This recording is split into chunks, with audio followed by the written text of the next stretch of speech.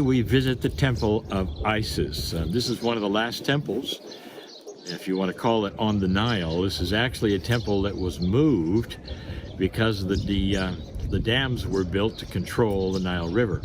It's a great story. Block by block, this particular temple was moved.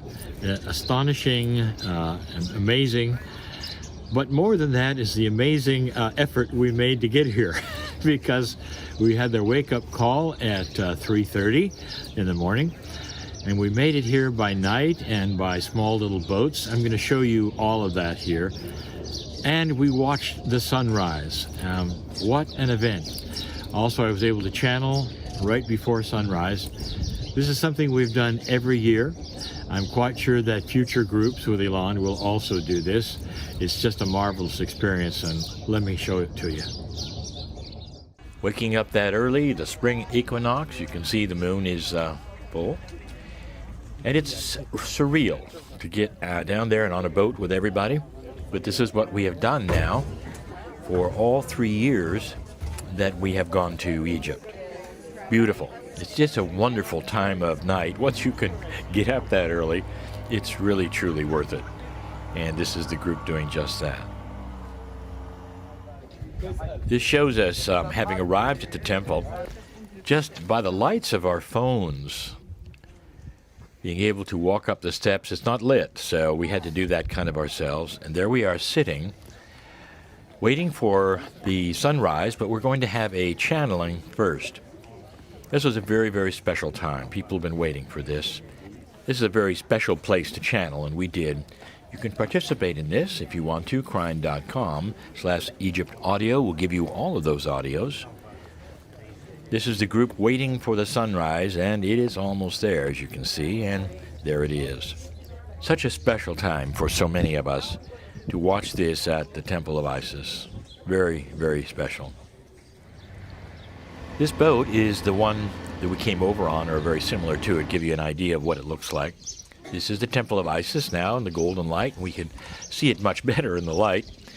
And it's time for our guides to then take us on a trip and explain all of the wonderful things that are there. This is Hathor. Do you recognize the goddess with the cow ears? Hathor. So many things to see here, like so many other temples. Isn't this courtyard amazing? Imagine having moved all of that, stone by stone. Well, it's time to go back again. There's, of course, some vendors there, as they always are. And we're headed back toward the shore. And, oh, look, more vendors. Wow, they came with us. Isn't he great? Look at that. Beautiful. So they are indeed selling things on the boat, and that's very common. This is Isis from another point of view from the boat, and it's just beautiful. Isn't this a grand sight? This is the Temple of Isis. Time to come back again. And when we landed, we got more vendors. But this time, the vendors are selling things we really haven't seen before, because this is Nubia, and they're selling Nubian artwork. So it's very, very different than what we have seen so far in the many vendors that we have been participating in almost in every site that we've been. That's indigenous looking from some other places we've been. By the way, this is a Camelot. That's a bad joke, I'm sorry, but it's a Camelot. Now take a look at this. This is different. These are Nubian wares. And you got to be careful because, Elon's being captured. Oh, they've got him. They're going to take him in. Yep, too late, Elon. Oh, well.